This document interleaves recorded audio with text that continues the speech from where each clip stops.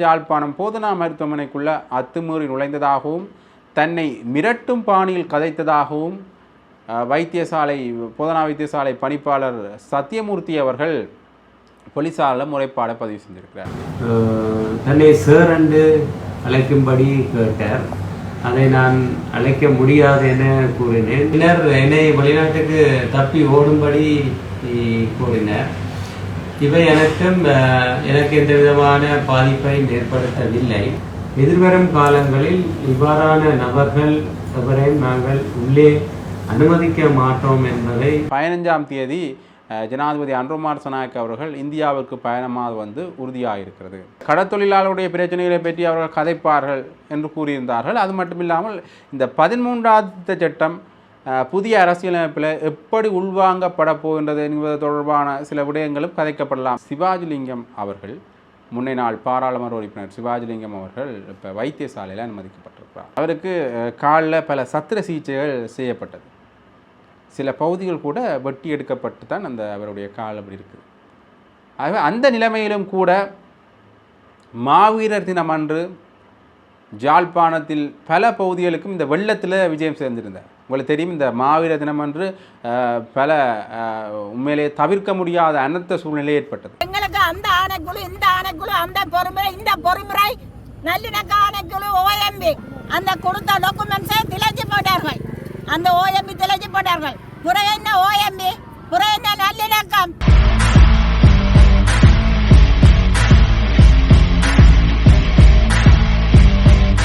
ஜெஃப்னாபடியன் சொந்தங்களுக்கு வணக்கம்.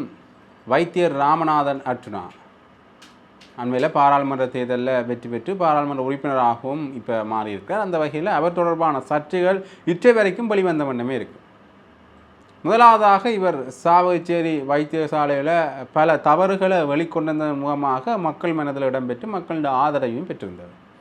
அதற்கு பிறகான காலப்பகுதியில் பல இடங்கள்லையும் இந்த வைத்தியசாலையில் நடக்கிற தவறுகளை நான் வெளியில் கொண்டு வருவேன் என்ற பெயரில் மன்னார் வைத்தியசாலையிலையும் இப்படி ஒரு பிரச்சனை நடந்ததன் காரணமாக அந்த மன்னார் வைத்தியசாலையில் நிகழ்ந்த அந்த தாயினுடைய மரணத்துக்கு நீதி கேட்கும் மூலமாக அவர் அங்கு சென்று சர்ச்சைகளில் ஏற்படுத்தி வைத்தியசாலைக்குள்ள அத்துமீறி நுழைந்த காரணத்துக்காக கைது செய்யப்பட்டார். அதற்கு பிறகான காலப்பகுதியில் இவர் பாராளுமன்ற உறுப்பினராக சென்ற அப்புறம் கூட இந்த எதிர்க்கட்சி தலைவருடைய ஆசனத்திலே அமர்ந்தது காரணமாக இவர் பலராலும் விமர்சனங்களுக்கு உட்படுத்தப்பட்டார். பின்னர் பாராளுமன்ற வளாகத்தில் தன்னை தாக்கினதாகவும் அவர் சொல்லியிருந்தார். ஆகவே இப்படியான ஒரு சூழ்நிலையில் பல சர்ச்சைகளில் சிக்கினார் சொன்னால் மீண்டும் ஒரு பிரச்சனையை இழுத்து கொண்டு வந்திருக்கிறார். என்னென்னு பார்த்தீங்கன்னா, யாழ்ப்பாணம் போதனா மருத்துவமனைக்குள்ள அத்துமீறி நுழைந்ததாகவும் தன்னை மிரட்டும் பாணியில் கதைத்ததாகவும் போதனா வைத்தியசாலை பணிப்பாளர் சத்தியமூர்த்தி அவர்கள் போலீசாரில் முறைப்பாடை பதிவு செஞ்சிருக்கிறார். ஆகவே இது ஒரு பெரிய பேச்சு பொருளாக மாறி இருக்கின்றது. ஏற்கனவே பல இடங்களில் வாய் தகராறுகள் காரணமாக பல பிரச்சனைகளை இழுத்துவிட்ட அர்ச்சுனா இப்போ போதனா வைத்தியசாலைகளுக்கு நேரடியாக நுழைந்து வாய் தக்கரத்தில் ஈடுபட்டிருக்கிறார். ஆகவே இது மக்கள் மத்தியில் இரண்டு விதமான ஒரு நிலைப்பாட்டை ஏற்படுத்தியிருக்கு. ஒன்று இப்போயுமே அவருக்கு ஆதரவாக செயற்படுறவர்கள் அர்ச்சுனா போதனா வைத்தியசாலையில் இருக்கிற அந்த தவறுகளை வெளியில் கொண்டு வந்ததுக்காகத்தான் வந்தவர் என்கின்ற பொருள்பட கதைத்து கொண்டிருக்கிறார். அதே நேரத்தில் மீண்டும் மக்கள், அதாவது அந்த ஒரு குறிப்பிட்ட சார்பான மக்கள் இவரை நாங்கள் நம்பித்தான் பாராளுமன்றத்துக்கு அனுப்பினாங்கள், இன்னுமே இவர் தன்னுடைய குளறுபடிகளை தொடர்ந்து இருந்தார், இவர் பாராளுமன்றத்தில் நிலைச்சிருக்க முடியாது, இவருடைய அரசியல் பயணம் இடையில் தடைப்படும் என்ற பொருள்படவும் கதைச்சு கொண்டிருக்கிறார்கள்.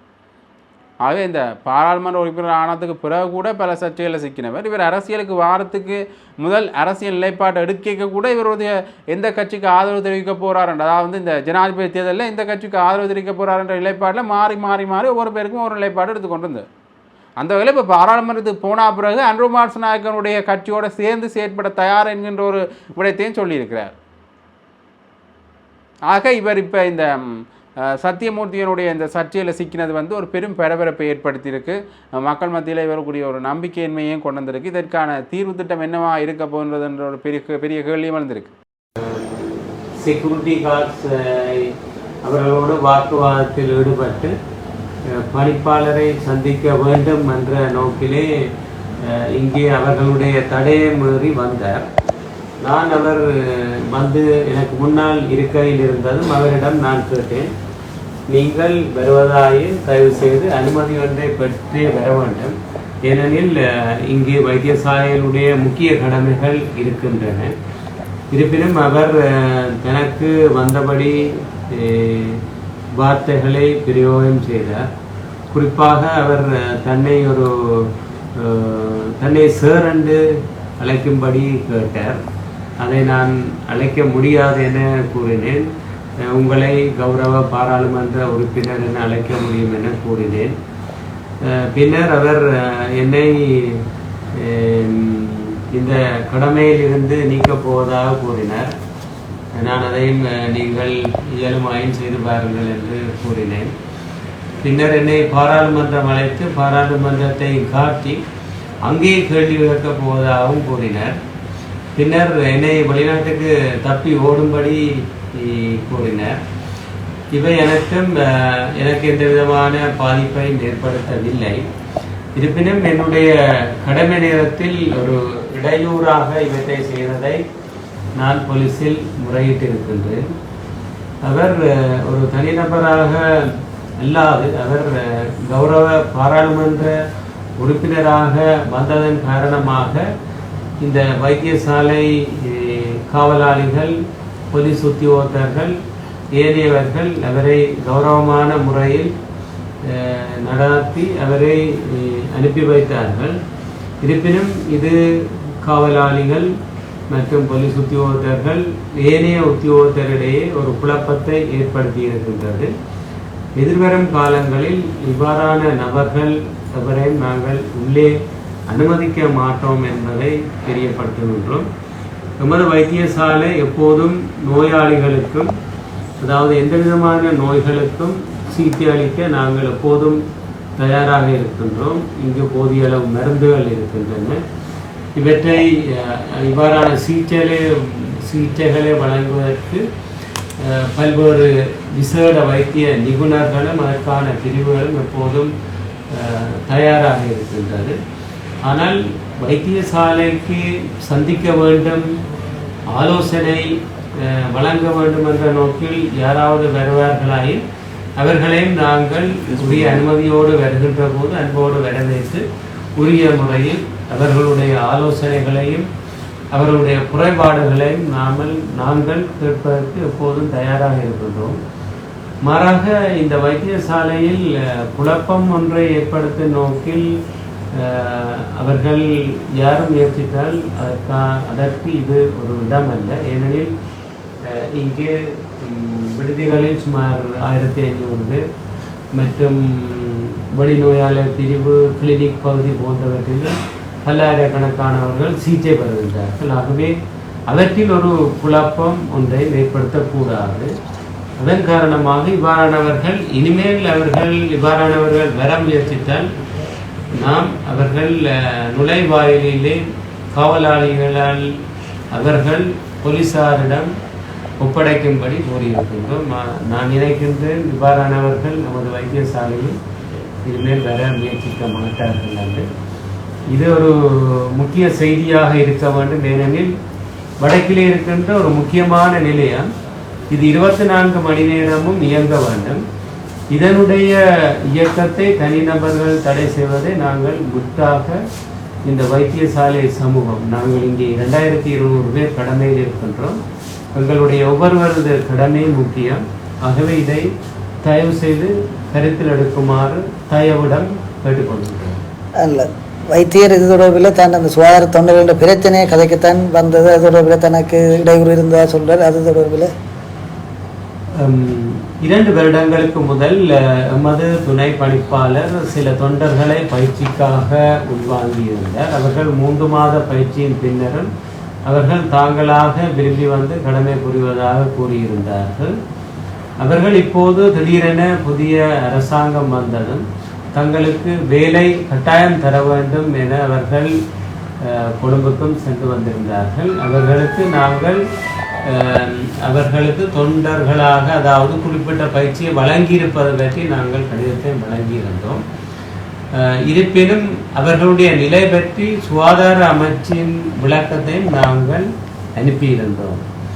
ஆகவே சுகாதார அமைச்சின் கட்டமைப்பு இருக்கின்ற சுகாதார அமைச்சின் செயலாளர், சுகாதார சேவை பணிப்பாளர் நாயகம் மற்றும் அதிகாரிகளுக்கு நாங்கள் இது பற்றி நாங்கள் அறிவித்திருக்கின்றோம். இதுதான் எங்களுடைய சாதாரண, அதாவது நாங்கள் ரிப்போர்ட் பண்ணுகின்ற நடைமுறை. சாதாரணமாக ஒரு கௌரவ பாராளுமன்ற உறுப்பினர் அல்லது யாராவது இந்த கட்டமைப்புக்கு வெளியே இருந்து அவர்கள் எங்களை கேட்கின்ற போது நாங்கள் தகவல்களை வழங்க முடியும். ஆனால் அவர்கள் அச்சுறுத்தல் செய்யும் வகையில், குழப்பம் ஏற்படுகின்ற வகையில் அல்லது ஏதாவது அடாவடித்தனம் செய்கின்ற வகையில் ஈடுபடுவதற்கு நாம் ஒருபோதும் இடமளிக்க மாட்டோம். இது பொதுமக்களுடைய வைத்திய சேவை நிலையம். ஆகவே அதை நாங்கள் மீண்டும் வலியுறுத்த விரும்புகின்றோம். அடுத்ததாக இன்னொரு முக்கியமான விடயத்தை பார்க்க வேண்டும். பார்த்தீங்கன்னா, சிவாஜிலிங்கம் அவர்கள், முன்னை நாள் பாராளுமன்ற உறுப்பினர் சிவாஜிலிங்கம் அவர்கள் இப்போ வைத்தியசாலையில் அனுமதிக்கப்பட்டிருக்கிறார். ஏற்கனவே உங்களுக்கு தெரியும், அவர் முன்னர் கூட வைத்தியசாலையில் அனுமதிக்கப்பட்டார். தன்னுடைய சிகிச்சை காரணமாக இந்தியாவுக்கு சென்றிருந்தார். இந்தியாவிலும் சிகிச்சை பெற்றிருந்தார். அவருக்கு காலில் பல சத்திர சிகிச்சைகள் செய்யப்பட்டது. சில பகுதிகள் கூட வெட்டி எடுக்கப்பட்டு தான் அந்த அவருடைய கால் அப்படி இருக்குது. ஆகவே அந்த நிலைமையிலும் கூட மாவீரர் தினம் அன்று ஜாழ்ப்பாணத்தில் பல பகுதிகளுக்கும் இந்த வெள்ளத்தில் விஜயம் சேர்ந்திருந்தார். உங்களுக்கு தெரியும், இந்த மாவீரர் தினம் அன்று பல உண்மையிலே தவிர்க்க முடியாத அனர்த்த சூழ்நிலை ஏற்பட்டது. அந்த வகையில் அந்த அனர்த்த சூழ்நிலையிலே மக்கள் கூடி தங்களுடைய அனுட்டிப்புகளை செய்து வந்தார்கள். அனைத்து துயிலும் இல்லங்களையும் பொது எடுப்பில் பல மக்கள் பங்கு பெற்றிருப்பதை காணக்கூடிய மாதிரி இருந்தது.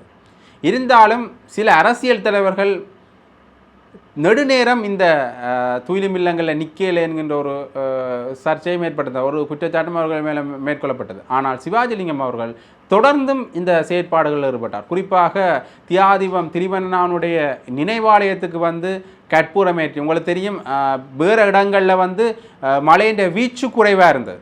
மழையின் வீச்சுன்னு நான் சொல்லிக்க அந்த வெள்ளத்தினுடைய ஆர்ப்பரிப்பு குறைவாக இருந்தது. ஆனால் நல்லூரில் அந்த வெள்ளத்தினுடைய ஆர்ப்பரிப்பு மிகவும் அதிகமாக இருந்தது. நல்லூர் புறச்சூழல் முழுவதுமே மூடப்பட்டு விட்டது வெள்ளத்தினால். ஆகவே அந்த சூழ்நிலையிலையும் அவர் வந்து தன்னுடைய அந்த அனுட்டாங்களை செய்துவிட்டு தான் போனவர். கற்பூரமேற்றி வணங்கி மாவீரர்களுக்கு நினைவு செலுத்தி தான் போனவர். பல மணி நேரமாக அவர் அந்த குறிப்பிட்ட அந்த வெள்ள சூழல்லையே இருந்தவர். அதன் காரணமாக அவருக்கு இந்த காலில் கிருமி தொற்று ஏற்பட்டிருக்கலாம் என்றும் சந்தேகிக்கப்படுகின்றது. ஆகவே இதுவும் ஒரு பெரிய ஒரு விடயமாக பார்க்கப்படுகிறது. குறிப்பாக சிவாஜிலிங்கம் அவர்கள் மீது பல விமர்சனங்கள் முன்வைக்கப்பட்டாலும் கூட அவர் மேலே நல்ல அபிப்பிராயம் பலருக்கு இட்டை வரைக்குமே இருக்குது. பல பொது வழிகளில் தேசிய தினங்களில், குறிப்பாக தமிழ் தேசிய தினங்களை பெருமெடுப்பில் செய்பவரும், அது மட்டும் இல்லாமல் இந்த தமிழ் தேசிய தினங்களுக்கு ஆதரவாக செயற்படுவரும் என்கின்ற ஒரு பெயர் வந்து சிவாஜிலிங்கம் அவர்களுக்கு இன்னுமே இருந்து வருகின்றது. ஆகவே இவருடைய உண்மையிலேயே இவர் தன்னுடைய இந்த சுவையினத்தை கடந்து வரணும் என்று அனைவருமே இறைவனை பிரார்த்தித்த வண்ணமே இருக்கின்றார்கள். அடுத்ததாக இன்னொரு முக்கியமான விடயத்தையும் நாங்கள் பார்க்கணும். இந்த தட்டுப்பாடுகள் அதிகரித்த வண்ணமே இந்த நாட்டில் இருக்குது. குறிப்பாக அரிசி தட்டுப்பாடு அண்மையில் பெரிய பேசுபொருளாக மாறியிருந்தது. அந்த வகையில் பல ஆயிரம் மெட்ரிக் டன் அரிசியை இறக்குமதி செய்கிறதுக்கும் ஆந்திர அரசு தீர்மானிச்சிருக்கு. அரிசி இறக்குமதியில் இருந்த சில கட்டுப்பாடுகளையும் தளர்த்தி விட்டுருக்கு. முன்னைய காலகட்டங்களில் ஒரு நெல்மணியை கூட இறக்குமதி செய்ய மாட்டோம் என்கின்ற பொருள்பட இவர்கள் கழிச்சிருந்தார்கள். அந்த வகையில் இவருடைய தேர்தல் பிரச்சாரத்திலும் இந்த இறக்குமதி தொடர்பானவும் சில விடயங்களை சொல்லியிருந்தார்கள். இருந்தாலும் கூட தவிர்க்க முடியாத சூழ்நிலையால் இப்போ அவர்களும் அந்த நிலைப்பாட்டில் இறங்கியிருக்கின்றார்கள். அது மட்டும் இல்லாமல் இலங்கை என்றது உங்களுக்கு தெரியும், இலங்கையில் ஏற்றுமதி பொருட்களாக இருக்கின்ற விடயங்களில் தெங்கும் ஒரு விஷயம். அது தென்னையிலேருந்து வடப்பொருளான தேங்காய்க்கு தட்டுப்பாடு வந்திருக்கிறது. 200 ரூபாய் வரையில் தேங்காய் விற்கப்படுகின்றது. இப்போ கூட சில சிற்றுண்டிச்சாலைகள் வந்து பல அசௌகரியங்களை சந்தித்து கொண்டிருக்கின்றார்கள் இங்கே தேங்காய் தட்டுப்பாடு. அடுத்தாக இந்த அரிசி ஆலைகளில் வந்து இருவர் கண்காணிப்பு பணிகளில் ஈடுபட்டு கொண்டிருக்கிறார்கள் 2 அதிகாரிகள். கிட்டத்தட்ட இந்த 10 நாட்கள் இந்த கண்காணிப்பு படி தொடரும் என்று ஆந்திர அரசாங்கம் சொல்லியிருக்கு. அதாவது விநியோகம், இந்த அரிசியை அந்த ஆலையிலேருந்து வெளியில் கொண்டு வர சம்பந்தமாக பல கண்காணிப்பில் ஈடுபட்டு கொண்டிருக்கிறது. எந்த அடிப்படையில் இவர்கள் இந்த அரிசியை விநியோகிக்க போகிறார்கள் என்றும் கண்காணிப்பு செலுத்தி கொண்டிருக்குது. ஏற்கனவே 215 ரூபா மொத்த விலைக்கும் 220 ரூபா சில்லறை விலைக்கும் விற்க சொல்லி அரசாங்கம் அறிவுறுத்தி இருக்கின்றது. ஆகவே அரிசிக்கான இந்த கட்டுப்பாட்டு விலை எந்த அளவுக்கு பேணுகின்றார்கள் மொத்த வியாபாரிகளும் அரிசி ஆலை உரிமையாளர்களும். ஆகவே அதை அரசாங்கம் தொடர்ந்தும் கண்காணிப்புன்னு சொல்லியிருக்கணும். இந்த அரிசி மாஃபியாக்கள், அரிசியை பதுக்கி வைக்கிற மாஃபியாக்கள் மீதையும் திடீர் நடவடிக்கைகள் எடுக்கப்படும் என்று ஆந்திர அரசு தன்னுடைய கருத்தில் சொல்லியிருக்கு. உண்மையிலேயே இது ஒரு ஊழல் சம்பந்தப்பட்ட ஒரு விடயத்துக்கு தான் பெறும் இந்த அரிசியை பதுக்கி வைத்திருக்க கூட. ஆகவே பல இடங்கள்லையும் இந்த அரிசி சம்பந்தமான விடயங்களில் அரசு கொஞ்சம் இறுக்கமாக இருக்குது. அடுத்ததாக இந்த மருந்து தட்டுப்பாடும் ஏற்பட்டிருக்கின்றது என்கின்ற ஒரு செய்தி வந்திருக்கிறது. அதற்கு காரணமாக இந்த முன்னைய அரசாங்கம் ஹேலிய ரம்புக்குள்ள கொண்ட காலத்தில் இறக்குமதி செய்யப்பட்ட மருந்துகளில் தரக்குறைவு, அதற்கு செலவு செய்யப்பட்ட பணம் போன்றவற்றின் காரணமாகத்தான் இப்போ மருந்து தட்டுப்பாடு வந்திருக்கிறது என்கின்ற பொருள்பட தான் அன்று அரசில் இருந்து கழிச்சு கொண்டிருக்கின்றார்கள். இருந்தாலும் கூட இந்த மருந்து தட்டுப்பாட்டுக்கு விரைவில் தீர்மானம் சரியான தீர்வை கொடுப்போம் என்றும் அவர்கள் சொல்லியிருக்கின்றார்கள். இருந்தாலும் கூட இப்போ வைத்தியசாலைகளிலும் சரி சில பொது இடங்களிலும் சரி மருந்துகளுக்கான தட்டுப்பாடு நிலவிய வண்ணமே இருக்கின்றது. ஆகவே இதற்கும் எந்த விடயத்தை, அதாவது இதற்கான தீர்வை எப்படி முன்வைக்கப் போகின்றார்கள் என்பதையும் பொறுத்திருந்தால் பார்க்கணும். அடுத்ததாக இன்னொரு முக்கியமான விடயம் என்று பார்த்தீங்கன்னா, உங்களுக்கு தெரியும் இன்றைக்கு சர்வதேச மனித உரிமைகள் தினம். இருந்தாலும் கூட இந்த சர்வதேச மனித உரிமைகள் தினத்தை ஒரு கருப்பு நாளாக பிரகடனப்படுத்தி ஜாழ்ப்பாண நூலக முன்றல்ல காணாமல் ஆக்கப்பட்டவர்களின் உறவுகள் போராட்டம் நடத்தினார்கள். 10 மணி அளவில் ஆரம்பிக்கப்பட்ட போராட்டம் பெருமெடுப்பில் மக்கள் பங்கு பெற்றதோடு நடந்தது. அதில் அவர்கள் சொல்கிற விடயம் என்னென்னா, மீண்டும் மீண்டும் நாங்கள் ஒரு விடயத்தை தான் மீண்டும் மீண்டும் சொல்கின்றோம். எங்களுக்கு உள்ள விசாரணையில் நம்பிக்கை இல்லாமல் போயிட்டு, எங்களுக்கு சர்வதேச விசாரணை தான் வேணும். ஓஎம்பி அலுவலகம் எங்களுக்கு தேவையே இல்லை. ஓஎம்பி அலுவலகத்தை நாங்கள் ஏற்கனவே சில ஆவணங்களை கொடுத்திருந்தோம். இருந்தாலும் கூட அவர்கள் அந்த ஆவணத்தை இப்போ தொலைத்து விட்டார்கள். அது மட்டுமல்லாமல் வட்டுவாகல் பாலத்தில் வெள்ளை கொடிகளோடு சரணடைந்தவர்கள் எங்கே?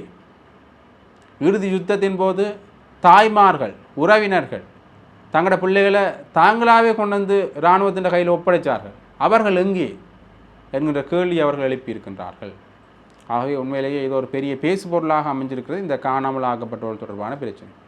ஏற்கனவே இந்த காணாமல் ஆக்கப்பட்டவர்கள் தொடர்பான பிரச்சனையை தமிழரசு கட்சியினோடு நடந்த தமிழரசு கட்சி பாராளுமன்ற உறுப்பினரோடு நடந்த கூட்டத்தில் கூட ஆண்ட்ரோ மாரசநாயக் அவர்கள் சொல்லியிருந்தார், அதற்கான ஒரு தீர்வு திட்டத்தை கொடுப்போம் என்று. தமிழ் அரசியல்வாதிகள், அதாவது தமிழரசு கட்சியினுடைய பாராளுமன்ற உறுப்பினர்கள் பலரும் இது சம்பந்தமாக காய்ச்சிருந்தார்கள். ஆண்ட்ரோ அரசிட்ட சொல்லியிருக்கிறோம், அவர் நல்ல தீர்வு தருவார் என்று.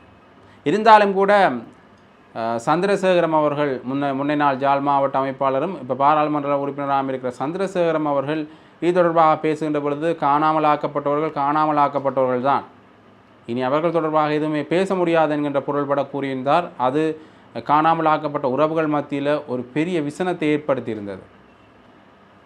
ஆகவே அந்த வகையில் இந்த இப்போ இன்றைய நடக்கிற போராட்டமும் ஒரு பெரிய பேசு பொருளாக மாறி இருக்கின்றது. அது தொடர்பான காணொலியையும் நான் இதோடு நினைக்கிறேன், பார்த்துக்கொள்வோம். என்று உலக மனித உரிமை தின நாள். ஆனால் எங்களுக்கு என்றுமே எங்களுக்கு கருப்பு தினம்தான். ஏனெனில் எங்களோட பிள்ளைகள், காணாமல் ஆக்கப்பட்ட பிள்ளைகள், சரணடைந்த குடும்பமாக சரணடைந்த பிள்ளைகள், அது எங்களோட பிள்ளைகள். எங்களுக்கு எப்ப எங்களோட பிள்ளைகள் எல்லாம் வந்து சேரினமோ அன்றுதான் நாங்கள் இந்த தினங்களை எல்லாரையும் நாங்கள் அனுசரித்து நாங்கள் கொண்டாடுவோம். இன்று வரை எங்களுக்கு பிள்ளைகள் கிடைக்கும் வரை ஆனால் நாங்கள் இந்த தினத்தை எல்லாம் நாங்கள் கொண்டாட மாட்டோம். அந்த தினமெல்லாம் வந்து எங்களுக்கு கருப்பு தினம்தான், கருப்பு யூலதான், கருப்பு தினம்தான். ஆனபடினால இன்று நாங்கள் துக்க தினத்தை அனுசரிக்கின்றோம். துக்க தினமாக இன்றைய தினத்தில் கொண்டாடுகின்றோம். எங்களோட பிள்ளைகள் இன்றைக்கு 15 வருட காலமாக நாங்கள் இந்த ரோட்டிலேயே போராடி கொண்டு திரிகிறோம். போராட்டம் என்று துவங்கி 7 வருஷமாக நாங்கள் வீதியில் நின்று போராடி கொண்டு இருக்கின்றோம். எங்களுக்கு இவ்வளவு காலமும் நாங்கள் காத்து கொண்டு தான் இருந்தனாங்க. எங்களுக்கு அந்த ஆணைக்குழு, இந்த ஆணைக்குழு, அந்த பொறுமுறை, இந்த பொறுமுறை, நல்லிணக்க ஆணைக்குழு, ஓஎம்பி, எங்களுக்கு இதுவரையிலும் எங்களுக்கு ஒருவரும் வந்து எங்கட பிரச்சனைக்கு ஒரு ஆள் நாங்கள் 5 பேர்ட்ட நாங்கள் இதெல்லாம் கொடுத்து பார்த்து நாங்கள் இந்த ஓஎம்பி சரி நீங்கள் வாதாடுறீங்கள், இந்த 5 பேர்ட்ட ரிப்போர்ட்கள் தாரம், நீங்கள் இருக்கா இது ஒருக்கா கண்டுபிடிங்கோ, இது ஒருக்கா பார்த்து செயல்படுத்துங்க. அதன் பிறகு நீங்கள் அதை எங்களுக்கு செயல்படுத்தினீங்கண்டா மிச்சம் நாங்கள் உங்கள்கிட்ட வருவோம், உங்கள் OMB நாடுவோம் என்று சொல்லி. ஆனால் இற்ற வரையும் இல்லை. அந்த கொடுத்த டாக்குமெண்ட்ஸை திளைச்சி போட்டார்கள். அந்த OMB திளைச்சி போட்டார்கள். புற என்ன OMB, புற என்ன நல்லிணக்கம்? எங்களுக்கு ஒன்றும் தேவையில்லை, எங்களுக்கு ஒன்றும் தேவையில்லை. எல்லாருமே இப்போ வந்தவன் தான், அப்போ இருந்தவன் தான், போதவன் தான். எல்லாரும் தமிழர்கள் என்றால் நாங்கள் என்ன பாவம் செய்கிறாங்க? நாங்கள் இந்த உலகத்தில் தமிழர் பிறந்தது பாவமா என்ன? நாங்கள் சிறுபான்மையை ஒதுக்கி வைக்கிறீங்களா? நீங்கள் எல்லாரும் உங்களோட பிரச்சனை எல்லாம் பார்த்து கொண்டிருக்கிறீர்கள். ஆனால் எங்களோட பிரச்சனைகள் ஒன்றையும் காவலியை எடுக்கிறீங்கள் இல்லை. ஆனபடினால்தான் நாங்கள் எங்களுக்கு இங்கே உள்நாட்டு பொறிமுறையும் வேண்டாம், உள்நாட்டு பிரச்சனைகளும் எங்களுக்கு வேண்டாம். நாங்கள் சர்வதேசம் என்ன செய்தோ, சர்வதேசம் எங்களுக்கு நீதியை பெற்றுத்தர வேண்டும். சர்வதேசத்தை தான் நாங்கள் நீதியை பெற்றுத்தர கேட்கின்றோம். நாங்கள் இவ்வளவு காலமும் போராடி ஒரு 300 சொச்சம் அம்மாமார் பிள்ளைகளை இப்போ தேடி போராட்ட அம்மாமார் உறந்து போச்சிடும். நாங்களும் இனி எப்போ என்னென்ன மாதிரி எப்போ நாங்கள் இறக்க போகின்றோமோ எங்களோட பிள்ளைகளை நாங்கள் காணும் வரையும் இருக்கணும் என்று நாங்கள் உறுதியாக நாங்கள் நினைத்து கொண்டிருக்கின்றோம். எங்களோட பிள்ளைகளை நாங்கள் காண வேண்டும். நாங்கள் எங்களோட பிள்ளைகளோடு நாங்கள் கொஞ்சம் கிளாவி இருக்க வேண்டும். எங்களோட பிள்ளைகளை கண்ணில் கண்டு 15 வருஷம் இத்தனை காலமும் இந்த அம்மாக்கள் எல்லாம் வீதியில் நிற்கிறோம். தங்களோட பிள்ளைகள் வருவினம். நாங்கள் என்றைக்குமே ஒரு ஒரு ஒரு செய்தி வருதுண்டா நாங்கள் உடனடியாக பார்க்கறது எங்களோட பிள்ளைகளை விடுதலை செய்கிறார்களோ, எங்களோட பிள்ளைகளை பற்றி கதைக்கின்றார்களோ என்றுதான். ஆனால் எங்களோட பிள்ளைகளை பற்றி யாரும் கதைப்பதும் இல்லை, யாரும் ஒன்றும் பேசுவதும் இல்லை. நாங்கள் இன்றைக்கு சொல்கிறோம், எங்களோட பிள்ளைகளை தான் நாங்கள் தர்றோம். வேற ஒரு பிரச்சனைக்குமே நாங்கள் போக மாட்டோம். நாங்கள் எங்களோட பிள்ளைகளை தேடி எந்த வீதியிலையோ, எந்த நகரத்திலேயோ, எந்த டெல்லியிலையோ நாங்கள் எங்களோட பிள்ளைகளை தேடி நாங்கள் போராடுவோம் என்று இண்டையில இருந்து நாங்கள் சொல்லிக்கொள்கிறோம். வணக்கம். முருகையா கோமகன், குரல் அமைப்பினுடைய ஒருங்கிணைப்பாளர். சர்வதேச மனித உரிமைகள் தினம் இன்று. ஆனால் 15 ஆண்டுகளுக்கு மேலாக இழைக்கப்பட்ட அநீதிக்கு எதிராக மனித உரிமை சார்ந்து எங்களுடைய அம்மாக்கள் தெருவாக கோலம் விட்டுக் கொண்டிருக்கின்றார்கள். அதற்கு நீதி கிடைக்கப்பெற வேண்டும். அதாவது கடந்த காலத்தில் உள்ள அரசாங்கம் போல் புதிய அரசாங்கம் செயற்படாமல் முதலில் வலிந்து காணாமலாக்கப்பட்ட உறவுகளுக்கான உண்மைகள் கண்டறியப்பட வேண்டும். அடுத்து அதுக்குரிய நீதி நிலைநாட்டப்பட வேண்டும். அடுத்து இந்த பொறுப்பு கூறலை இந்த அரசு பொறுப்பேற்க வேண்டும், பொறுப்பு கூறப்பட வேண்டும். அதற்கு பின்னர் தான் இழப்பீடு தொடர்பான முடிவுக்கு வர முடியும். ஆனால் கடந்த அரசாங்கங்கள் இழப்பீட்டை கொடுத்து இந்த காணாமல் போன உறவுகளுடைய நீதியை மழுங்கடிக்கிற, மூடி மறைக்கிற ஒரு செயற்பாட்டை கடந்த அரசாங்கம் மேற்கொண்டிருந்தது. அதைப்போல இந்த அரசாங்கம் அவ்வாறான செயற்பாடு ஈடுபடக்கூடாது என்பதனை இந்த நேரத்தில் நாங்கள் வலியுறுத்துகிறோம். அதே நேரத்தில் கடந்த ஆயுத போராட்டத்துக்கூடாக இந்த ஆயுதத்துக்கு போராட்டத்துக்கூடாக வந்த இந்த அரசு அந்த காலப்பகுதியில் சொந்த மக்களே ஆயுதம் தூக்கிய மக்கள் பல பேரை அவர்கள் பலி கொடுத்திருக்கிறார்கள். அவர்களுடைய இந்த விடுதலைக்காக இழப்புகளை சந்திருக்கிறார்கள். நாங்களும் அதே போலதான் எங்களுடைய மக்களுடைய விடுதலை போராட்டத்தின் பேரில் பல பலிகளை, பல இழப்புகளை, பல உயிர்களை தியாகம் செய்திருக்கிறோம். இன்றைக்கு அந்த உறவுகளுக்கான நீதியை கேட்டு நிற்கிறோம். எனவே பொறுப்பான வகையில் இந்த காலத்தை இழுத்தடிக்காமல் இந்த இந்த இந்த இந்த காணாமல் போன உறவுகளுக்கு நீதி கிடைக்கப்பட வேண்டும். அதே நேரத்தில் சிறைகளில் இன்னும் 30 ஆண்டுகளாக இன்னும் மிகுதியாக 10 தமிழ் அரசியல் கைதிகள் இருக்கிறார்கள். அவர்களை விடுதலை செய்யப்பட வேண்டும். இனப்பிரச்சனையினுடைய தீர்வுக்கு முன்னர் எங்களுக்கு ஒரு நம்பிக்கை ஏற்பட வேண்டும். தமிழ் மக்களுக்கு ஒரு நம்பிக்கையை ஏற்படுத்துவதற்கு ஒரு நல்லிணக்க சூழல் உருவாக்கப்பட வேண்டும் என்றால் கைதிகள் விடுவிக்கப்பட வேண்டும். காணாமல் போன உறவுகளுக்குரிய தீர்வு தரப்பட வேண்டும். மேற்கொண்டு தொடர்ந்தும் நில அபகரிப்புகள் நிறுத்தப்பட வேண்டும். இவ்வாறான விடயங்களுக்கு பின்னர் தான் எங்களுக்கு ஒரு நல்லிணக்கத்தையும் நம்பிக்கையையும் கட்டியெழுப்ப முடியும் என்பதனையும் பொறுப்போடு இந்த அரசுக்கு கூறிக்கொள்ள விரும்புகின்றோம். அதே நேரத்தில் தொடர்ச்சியாக எங்களில் வீதியில் இவ்வாறான போராட்டத்தில் ஈடுபட வைக்காத சூழலை இந்த அரசு விரைவாக ஏற்படுத்தணும் என கூறிக்கொண்டு, அதே நேரத்தில் தமிழ் மக்கள் இந்த அரசுக்கு வாக்களிச்சிருக்கிறார்கள். அவர்களுடைய எதிர்பார்ப்புகள் எல்லாமே இந்த நாங்கள் பட்ட வழியிலிருந்து எங்களுக்கு நீதி கிடைக்கப்பட வேண்டும் என்று, அந்த அடிப்படையிலேயாவது இதுக்குரிய தீர்வுகள் எட்டப்பட வேண்டும் என கூறிக்கொள்கிறோம். நன்றி.